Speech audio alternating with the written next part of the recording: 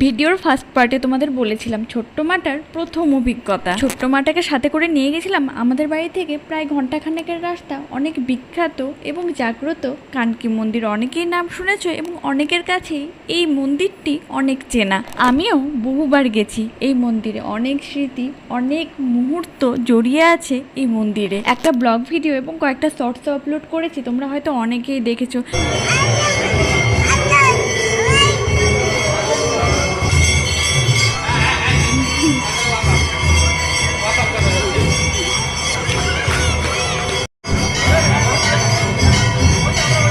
তবে একটা জিনিস খেয়াল করলে বুঝতে পারবে, তখন কিন্তু মন্দিরটি এত জাঁকজমকপূর্ণ ছিল না, আশেপাশে সব কিছুর এত সুব্যবস্থা ছিল না, পার্কিংয়ের সুবিধা ছিল না।